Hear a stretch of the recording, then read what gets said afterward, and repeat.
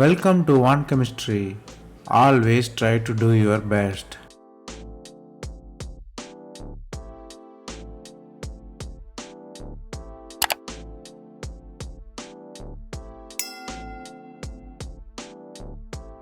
Now, let us see about 100 conversion in organic chemistry.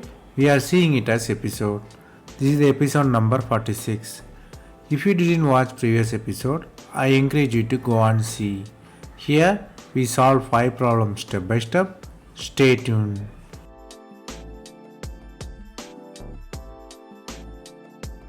Let us see the question number 1. The starting metal is chiral carbon, contain aldehyde, methyl and pH and hydrogen on all 4 sides. It's a chiral one, 4 different groups. You are using methyl magnesium bromide, then hydrolysis. Then you are using tosyl chloride and pyridine. Then you are using base and ethanol. Here they ask you to find the product. The products are mostly differ in the stereospecific configuration or stereochemistry. Here staggered form of products are given and the alkene also given. From the answers you have to understand that one naming rule is involved and reaction is stereochemical in particular way. The answer is C. Let us see how. We rewrite the reactant to the full form with aldehyde on that one. So we rewrite it. Then we have to rotate the molecule for methyl attack.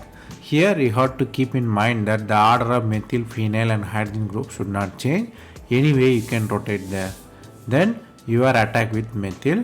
So where the attack will happen is really interesting.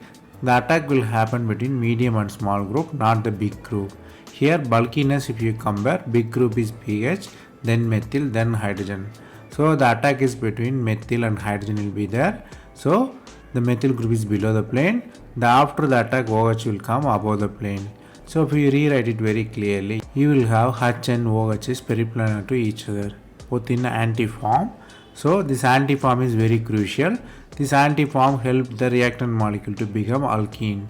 So alkene formation is occur. Finally alkene is formed here. Here OH is the poor leaving group. That's why you are using a tosyl chloride. Then it will help the OH to leave better. It's acid, so help the leaving group to leave better easily. Here NOET promote the elimination. So elimination occurs, you get the product as alkene. Here you have to learn 2 things. One is you have to know how to apply Gram's rule. The bulkiness defined by the Gram's rule. Gram's rule says that the attack is happen between medium and small group. Then the elimination, you have to force the molecule to be antiperiplanar. Here you are forcing H and OH to antiperiplanar to promote the elimination here. Then the question number 2. The starting metal is fused ring system with alkene. Alkene in the fused carbon. You are using the ozone and dimethyl sulfide, which is ether. Then you are using base. The next step you are using hydrogen and KOH. From the product you might guess ring expansion or ring openings occur. So you have to guess how the ring expansion occur between the breaking of middle double bonds and what is the ring size also you have to find it. So the reaction is all about ring opening. It is a ring contraction or expansion is the real question.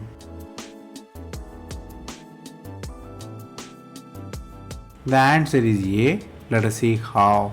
The starting metal is alkene, you are doing ozone. So it's a ozonolysis, the typical ozonolysis reaction. So both double bond become CO there. So CC bond become 2 CO bonds. Then you are using the base. Base abstract the proton from the acidic carbon, which is the alpha carbon. So the anion is formed there. Then there is a possibility of intra-aldol condensation. The minus charge attack the carbon there.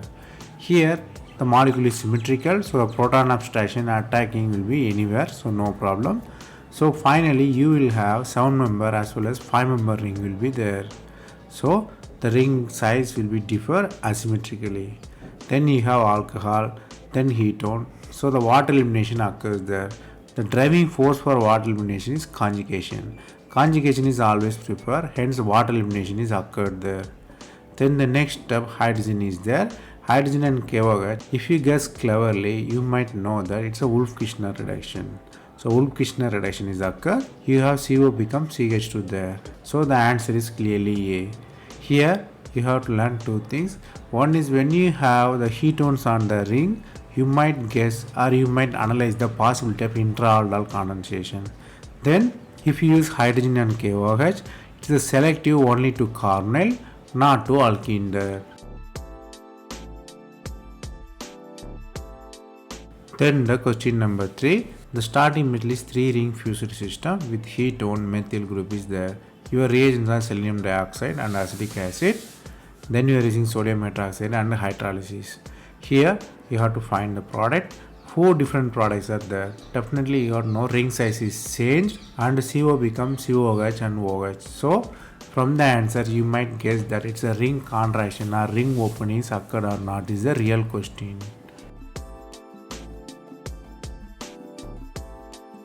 The answer is C. Let us see how. The starting metal is selenium dioxide and acetic acid. You have ketone there. This kind of situation forced to the Rayleigh oxidation. What happened in the Rayleigh oxidation? You will have methylene group become CO. So the CH2 becomes CO there. So diketone formed there. Then you are using the base. So OH will attack. The carbonyl group is open there. Then the negative charge has to be quenched. How the negative charge has to be quenched there? The negative charge quenched by moving of 3 carbon to the first carbon. So new bond formation is occurred between 1 and 3. Same time 2-3 bond break will be happen. Here acid formation driven this ring kind of movement. You might wonder that why that particular CO is attacked, because the phenyl CO has the possibility of delocalized charge. So the static charge on 2, that's why attack is happening on 2. Then the ring contraction is occur. You have O minus. Next step is hydrolysis.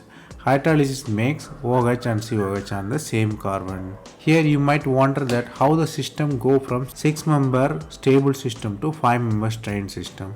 The main reason is charge. If you find the charge, you have to quench it on any way, even by ring contraction. Here you have to learn 2 things. One is Rayleigh oxidation. Rayleigh oxidation, you have SiO2 and ketone, you will have diketone. Then the next thing is you have to quench the charge by any way, even by strained full ring formation. Then the question number 4, the starting metal is long chain system with multiple functional group. One is acetate, another is aldehyde and ketone and amide there. So here you are using the reagent phosphine, heat and reducing agent lithium hydride and the water. Here ring closure is definitely occur. The new hetero ring formation with nitrogen is there. So the products are basically around the ring closure. From this C1 form the 4-member strained full ring there. From this question you have to understand that there is a one Nemi reaction is involved and ring closing is also occurred here. The answer is B. Let us see how. The starting metal contain aldehyde, you are using the phosphine, so definitely leads to the Wittig reaction. Since you have stabilized the E-lite there, it forms the E-alkene or trans-alkene. So E-alkene is formed there. So the conjugation of double bond is occurred there. Here you have the typical system. There is a chance of ring closure is there. Since there is a multiple functional group, intra-condensation or intra-cyclization is possible. So what really happens is amine attacks the double bond moves, again it attacks the leaving group ACO, so ACO leaves there. So finally you have the new 5-member ring and 6-member ring. So you have to rewrite it to the clear way. Then you are using the lithium aluminum hydride and hydrolysis. So you will remove CO groups from the system and ester become alcohol. So the answer is clearly B. Here you have to learn 2 things. In Wittig reaction, if you use stabilized E-lite, you have always E-alkene. Then if you have multiple functional group, always look for the intra-reaction. Intra-reaction always lead to the cyclization here. Then the question number 5. The starting metal is contained of a long chain alkyl carbon contain 2 double bonds on bromine. You are using the tertiary butyl hydride and AIBN. Then you are using toluene and heat. Here the products are differ in the ring sizes, whether both are a spirene kind of system or fused system or 5-member 6-member spirene or fused system. From the question you have to understand that the role of reagent is important here, as well as ring closure also occurred here. The answer is A. Let us see how. The starting metal contain bromine. You are using tertiary butyl tin hydride, which is the radical initiator. It will initiate the radical from the weak bond, which is halide bond. So it form radical there. In the next step, weakening of double bond is there. So we retry to the diradical there. So the ring has to be closed. Here ring closure has many possibilities. How the ring will close? Ring closure can be 5 or 6 or 10 or 11 member ring. But here only 5 member ring is formed here. So the attack from the nearby radical will be happen. So 5 member ring is formed. Again new radical is there. The radical also has to be conjugate. Then the next double bond written as diradical. So the attack happen between again formation of 5 member ring. So 5 member formation is occur there. So you have the dipentane kind of system. So the radical has to be conjugate by hydrogen radical. So finally you have two 5 member system connected through the single bond. Here you have to learn two things. One is tertiary butyl tin hydride is a radical initiator. Second thing is always you have to imagine the ring closure during the radical formation. It can be achieved by writing alkene as the diradical.